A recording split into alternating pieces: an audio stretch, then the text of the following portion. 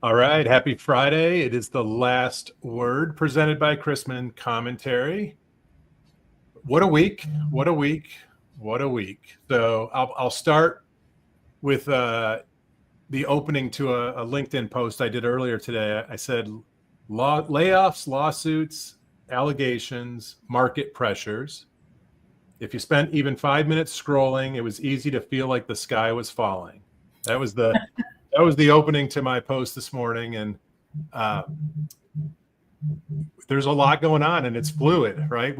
Before we hit record, we're learning that some of the news with the CFPB and the layoffs is maybe getting held up a little bit, but there's a lot to cover, guys. And first off, it's Friday. It's Good Friday. We've got Easter weekend upon us. I think spring is trying to spring everywhere, even here in the Mitten State, and just good to be with you guys again. Well, I like that you wore spring colors. Yeah, got my Easter pink on. I just stick with black, but I applaud your pink, Brian. Thank you. It's better than a white furry blanket. That's all I got to say. We'll leave that to your imagination, audience. We digress. Yeah, we just got off of a gym pump session, Body by Robbie. So now we're all fired up. Yesterday we had. I'm going to bring us back to topic. Yesterday we had an Easter egg hunt here in the office. We had our monthly mortgage. We call it the M3 meeting, and the team went to great lengths to hide 200 Easter eggs all over the mortgage department. And they had cool prizes in them, like rush and close fast and tangibles, pricing exceptions, and other cool things that you could get in your golden Easter eggs. So it was a lot of fun. They weren't Taylor Swift themed Easter eggs then. They were not. They were mortgage eggs. The Easter Bunny is alive and well in Austin, you're saying? The Easter Bunny is alive and well. You got to have a little bit of fun. And then we had a realtor education event later in the evening where we get to hear lots of people's Easter plans. It's going to be a fun weekend for many folks here. That's awesome. I have back-to-back weeks this week and next week going to our nation's capital. And this week I got to gather with what I would call the titans of the servicing industry at the Hay Adams. Thanks to Ed Delgado for that. Learned a lot about what's going on. Learned that we now call climate risk weather risk. Learned a little bit about that and some of the data that's available there, and whether or not people are using it is a big question. The answer is not yet, according to a lot. And then back next week for more, in theory, town appropriate commentary for Total Mortgage. So looking forward to that. We had Account Executive University. It's arguably the best onboarding for wholesale and correspondent AEs in the business. You know, we still believe in the old school AEs, relationships, structuring deals. Had 3 great people in, and then I met a team late yesterday, a new retail team that joined our retail channel, and they didn't travel. So it was nice. And I got to tell you, it was really weird cutting my Thursday video like around 4:30 in the afternoon. I'm telling you, people are like definitely taking this as a 3-day weekend. Like people are chilling. I mean, dude, I was caught up on email by like 9:15 this morning. And, you know, I read some stupid Orange County magazine. It was like Botox ad after Botox doctor after facelift doctor. And I'm just like, God, I'm from Garland, Texas, if you see King of the Hill. So anyway, getting ready for a semi 3-day weekend here for Easter. I love it. So guys, let's start with where do we start? I don't even know where to start. I'm gonna go into the Easter egg basket and just start pulling out some Easter eggs. Let's start with the Ohio AG and the lawsuit initiated against United Wholesale Mortgage, UWM. That was like my text thread DM thread yesterday afternoon into the evening was, there's 3 sides to every story, as they say, maybe 4. And so I think I had like 4 different threads going on, but just would love to start with that news, and not so much, picking on anybody in the news, but just the implications of something like this for lenders of all sizes out there. Who wants to start? Ladies first. I say this is such an interesting topic. And having been a broker in the beginning of my career, when I opened my first company, it was a mortgage broker shop that went to that went to delegated correspondent eventually, but started out as a mortgage broker. And I always thought it was my fiduciary responsibility, regardless of the law, to represent the borrower and with other lenders and give them what is, best is a relative term. It's not necessarily the lowest rate, because the lowest rate could be something you couldn't obtain. It could be a product that doesn't serve your needs, whatever that is. But I felt like I had a fiduciary responsibility, however you define that, to the borrower. And that seems to be the crux of the question here, is where does the fiduciary responsibility fall, regardless of the law? And how does that get interpreted in our world today? I would like to salt and pepper Christy's comments. And I would take it to another level of responsibility, being, I think, the only fake lawyer on this panel. I think that one of the things that I learned growing up in a great real estate law firm in the Metro Detroit area, where companies like UWM and Quicken came of age and things like that, is that clients tend to hire lawyers that are like themselves, right? And I think that you're right, Brian. I think that there's probably 3 different sides to this story, maybe 3,000 different sides of the story, depending upon, who's participating. But I think that UWM is very, very clear about what type of business that it does. And I think that it does attract, certain groups of people effectively or not effectively. But I don't know if those choosing to participate in the type of business that UWM ultimately wants to run can say that they've been tricked or didn't understand, or, any of the agreements that they might have otherwise had with the company. And I think that that's an important question. I think that I feel like time and time again, when I'm here, I end up defaulting to, when I listen to you all, there's personal responsibility at the end of this. From a broader legal perspective, I am a fake lawyer. I do not represent anybody. Nobody has paid me to, give my legal opinions here. It reminds me a lot of certain states that used to cramp down on LO compensation like 15, 20 years ago, where there were mortgage companies at the time, some of them my clients, who were considering pulling their business out of certain states because of how the state was treating, certain types of agreements and certain types of compensation, because ultimately it was too hard to do business there, right? And I think that when we get back to, we're going to talk about the CFPB here today, but when we're getting back to state regulated stuff, when you think about broader restraint on trade and what that does to businesses and where businesses choose to have a footprint, I think that no matter what side you land on the UWM thing, right? I think that Ohio's telling us something, right? In mortgage land, and you would be silly not to keep up with it and see where it goes. I have an interesting take on it. Obviously, we have a wholesale channel. I have a lot of respect for United Wholesale. I consider Ish a friend, and they built a really good technology platform. And, I'll just say that, people have been trying to copy their tech offering and some of the things they've been doing since they, made a run at this, single channel. And so, even if someone's a non-delegated correspondent with UWM, they don't draw their own docs. They draw the docs in that system. And so, some people will kind of continue to graduate as a TPO client, third-party originator, and go even further, like Christy just said, and make their way into actually drawing their own docs and then possibly even getting into delegated. But for those that stop and pause in that model, They're really good. They're the best. They're number one. And so when you're number one, you're a big target. You're the biggest target. And every time I see a state action, I just think money grab. And it's probably a money grab. I was actually surprised. I think the lawsuit said it was like 500 million in loans, something like that. I don't even know if it was that high.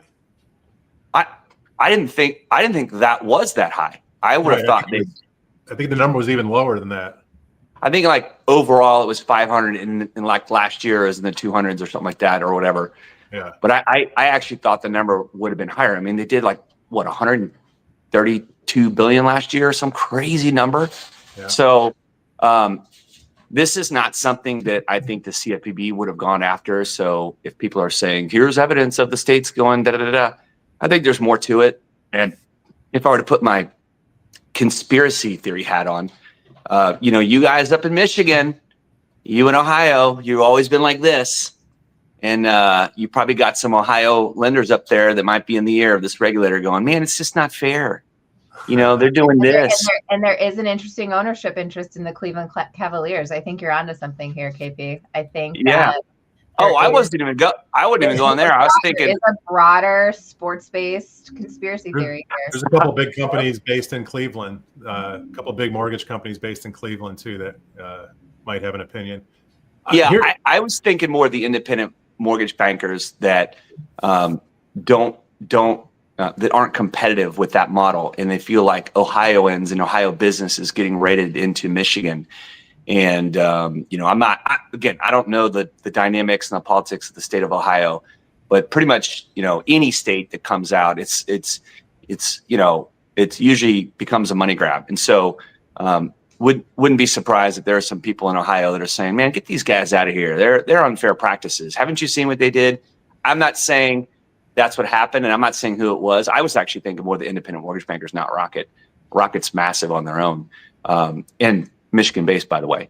Brian, to give KP a quick history on the war over the Toledo Strip and how we acquired the UP here in Michigan. And I don't know. I think that there's a lot of things that we can tie back through here, KP. I like this. I like where this is going. There's a broader thing. There's a web here. It's a web of Ohio versus Michigan lies. It's just a money grab. I mean, they're going to settle. It's not going to go all the way to court. Although, if there are two people that would take regulators all the way to the hilt, it would be Matt Ishbia and Dan Gilbert. And if you guys remember the False Claims Act, when Rocket was being sued, everyone in the NBA was like, please take them all the way to the end and end this nonsense bullshit money grab on a Civil War era law that you're using to sue us for FHA loans. I mean, give me a break, and then they ended up settling at Rocket, and we were like, oh man, now we all got to settle, right? And so it'll be interesting. Ish is a winner, just like they won the UP. So my money's on Ish. Yeah, I think some of the conversations I had over the last 24 hours were with much smaller players in the industry, some of which sell to UWM and some to others. And I've always kind of thought of it this way. This goes back to, KP, when I kind of sat in your chair, working with all these counterparties. At the end of the day, each of these individual, independent mortgage companies need to really look out for themselves and make sure that their practices, to Christy's opening point on this, that they have the practices in place and they're following practices that represent, operating in the best interest of the consumer. And it doesn't mean that loans shouldn't go or should go to XYZ mortgage company, but you just have to as an independent mortgage broker, you just have to make sure your stuff is buttoned up and you've got defendable processes in place. Let me get some details on that, because that's very prescient in wise guidance. We have some mega brokers around the country. Last year, a couple were pegged for doing the 1099 versus W-2 on their employees. And I think generally, if someone put a gun to your head, what do you say you're supposed to do? It's W-2. And so the 1099 thing, I think, is going to continue to put pressure on, regulators go after mega brokers, just like Ohio's going after the number one lender in America because they have the money. Yeah. But what I'll caution as it relates to anti-steering and the disclosure, and I'll dig just a little deep here for about 30 seconds. That anti-steering disclosure is a very finable disclosure. I mean, if you look at every regulator, they're all really disclosure regimes. You look at the SEC, you look at the FTC, it's, are you disclosing? Are you disclosing that Bitcoin is an actual financial instrument? Are you disclosing that you are, actually pricing this out with multiple options? And, one thing we've told our account executives is, there's a practice that goes on out there, and we just, we're not, jerks about it, but, some people put, my wholesale or correspondent channel at 275 comp plan, and they go put another lender at 150. So who looks better? You know what I mean? And so that will absolutely come up in, in a state audit or whatever the case may be. Why are you taxing this one? Oh, well, the system's so much better at this lender. So, is it that much better? We have a new portal right now. I just got feedback on it that our portal is arguably one of the best, if not the best in the business for our wholesale channel. So, we're not going to go around and go, put us at a low comp plan and everyone else at a higher comp plan. And so then you got non-del cores that also have hidden margin to tax it even worse. So my pricing looks, which, Gary Malice is a very seasoned cap markets executive. Our pricing is legit, but we look like shit if someone steers into another lender. And if people start to get fined, the playing field is going to get leveled. So it'll be interesting to see what comes out of this. For Brian, sure. you brought up, or KP, we're talking about, well, is this grabbed by the states because of what's going on with the CFPB? So if we switch into that conversation, and this may or may not be, let's assume that it's not, since a lot of the stuff with the CFPB didn't happen until right after this was announced. Brian, I think you're over generous in saying, hey, all this happened over the last week. I feel like it's every 5 minutes you're looking something different is happening and changing. And you had the memo that came out from the CFPB that said they were going to change their thought process on audits and who they're going to audit, along with a myriad of other things. And then, let's call it a couple of hours afterwards, they came out and said that they were going to let go, 1,500 roughly employees. And then just right before this show, now we have a court order that says, hey, halt, stop, cease and desist. Let's keep the folks in place while we think through this a little more thoughtfully. So where do we think regulation is going to go? How do we think this changes with the CFPB are going to impact what we have and how the state regulators look at it? I think it's. Oh, yeah, go I was ahead. going to say, no, you're up. I was trying to let you go, but you didn't go, so I didn't know if you weren't going. Oh, I was trying to make sure nobody wanted to take it way back. But I was just going to say, until we dispose of actual laws that are on the books, like some of the rules that came out post Dodd-Frank, from my perspective, despite the fact that there might be less enforcement activities, less audit activities coming out of DC, all of the laws and the entire framework is still in place that individual institutions have to be compliant now with existing consumer financial protection law, and the mechanism by which any enforcement agency, any group at any time looks at this is through what is called a look back. It was born in the hottest and heaviest version in this, Dodd-Frank era. It's still codified. The statute of limitations is tied to discovery. Statute of limitations is how long you can take to bring an enforcement action against a thing. If the CFPB sits dormant and does nothing for 4 years, and then 5 years from now, Elizabeth Warren becomes president. See, look at me in hyperbole, right? And every financial institution in the country gets put into an investigation. They can look at every single year that happened now, and their time period for filing a lawsuit against you for doing those bad things begins tolling the day they find something wrong. Right. And so, it's an Easter egg. It's an Easter egg in the law. Woo, we're going back to yes. It's a Cadbury egg with the white sugary stuff with the goo in the middle. I just feel like the framework is there. Companies are going to choose how companies want to operate in this period. I would say use this period to innovate, try new things, do more digital, come up with more creative solutions, right? Because you are going to have a little bit more time because there's not going to be so many people in your house checking out whether your drawers are, folded appropriately and things like that. But until, I still am, my 401k is up and down and every day, just like everybody else's, but I'm still wait and see on a lot of these issues, right? Until I would say we see military force over, making things happen in an executive orderdom, which is not the subject of this podcast, or we see laws being unwritten in the books, right? Where these things don't exist anymore because there's an entire framework for the ongoing enforcement of consumer financial protection law. And if you think that there's not, or that it's not you, I don't know. I feel like that's dangerous. We're going to switch to depositories for a couple of years. We'll be back in, non-depositories, for it. It's just the nature of how this country has operated for the last, I can't do this fast of math, 250 years, 1770. I don't know. 248. It's pretty much my age. July 4th will be 249. Whoa, look at that. I will never forget that. Yeah. So we're almost there. We're almost there, guys. I mean, and mortgages were one of the reasons, property ownership, founding principle of why we were here. This business has been here since the beginning. I will just say that this is a very state-specific issue protecting Ohioans from a practice. And so this is not a case that the CFPB would take up. So this is a state-driven lawsuit protecting Ohioans. Now, as it relates to CFPB, they typically look back about 7 years. That's pretty much, I think, all any of us need to keep our records.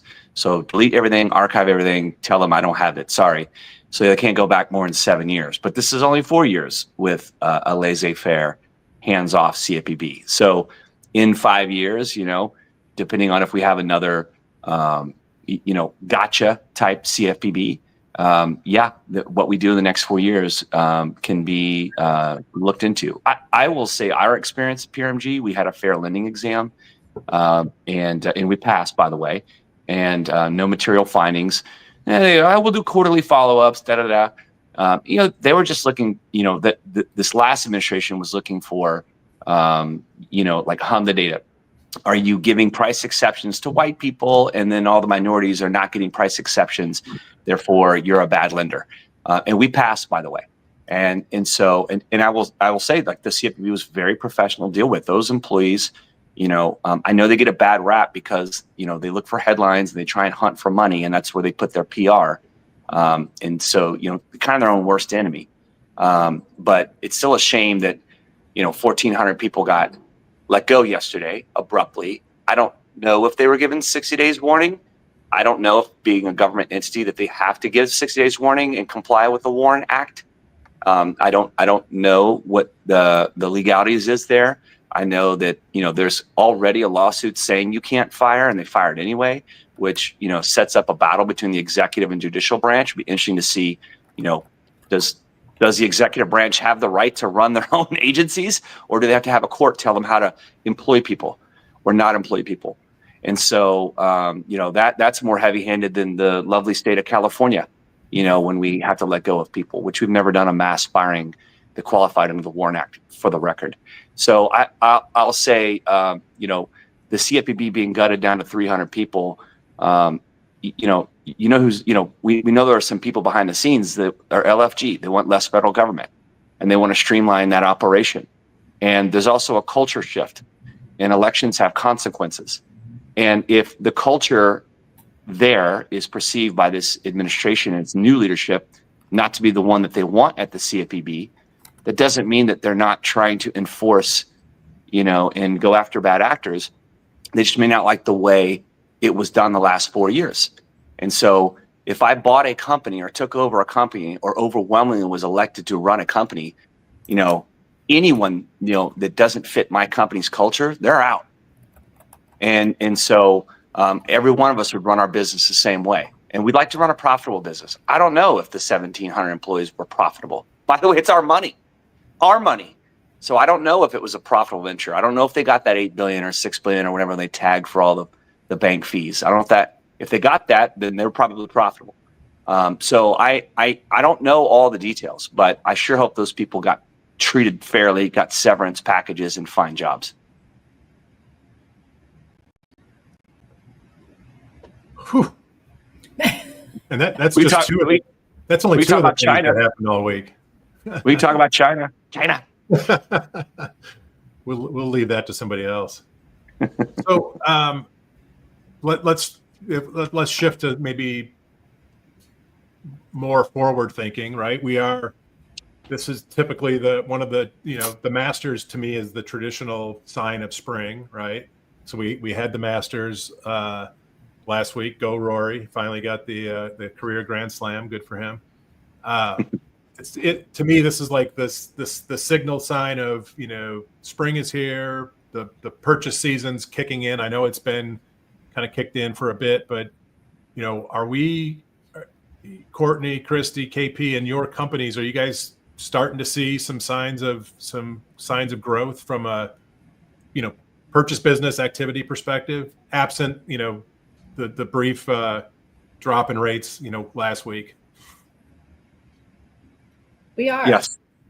Like the answer is yes. I think that the consumer is amazingly resilient, and there is still interest in home ownership. The spring weather is I want to say sort of here. I was in DC with KP. It was 31 degrees. That's not spring, in my opinion. I mean, maybe if you live at the North Pole, I don't know. The cherry blossoms, they were peeking out. Yeah. They had run back up. They had run back for cover. They were like, "No, we're not hanging out with you." It was like the bond market was a head fake. Look at all these stocks up. Just kidding. 10-year back up to 460. Well, I was thinking more like George Costanza when he jumped in the lake. I was in the water. I just think it's hard for the consumer though when they look at that and they look at the interest rates. We were having this conversation in another call today where we were talking about, well, is the Freddie Mac survey rate doing more harm than good today? Like, should they quit publishing that when we can't know from this minute to the time we get off this call where the market's going to be? The tariff talk is doing the most harm. The sentiment data just flat out shows that people are freaked out. And it's our job to communicate that it's a great time to buy. And I'll say this like I've said every year. This is now your third to last best good chance to buy. Right. At the end of 22 and then 23 and 20, maybe your fourth last best good chance to buy. There are no homes for sale. And when you see the rate dip down and you get under 6.5%, it is a mad rush and the system is overwhelmed and turn times are backed up and there are not enough homes for sale. And so the Fed knows that, by the way. They don't want to cut rates. They're still trying to let this backlog of owner's equivalent rent and house price appreciation, they still want to come down a little bit more. So inflation data is at their 2% target, even though it's at 2.4% core PCE for 40 years, which is, by the way, where we're at today. They could cut a quarter right now, no problem. Give some people some relief, but they're holding back. And so, Christy, to your point, borrowers are holding back because they're uncertain. But we're still busy. We're getting tons of business. KP, you've talked about it time and time again. Diapers, divorce, death, diplomas.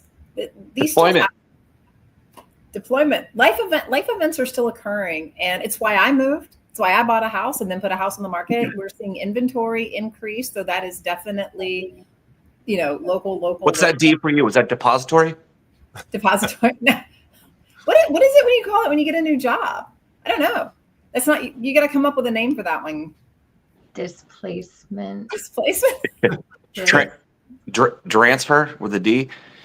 Whatever that is. But life is still happening and you're still seeing people make decisions because of that. And the joy of folks that when they purchase a home hasn't diminished at all.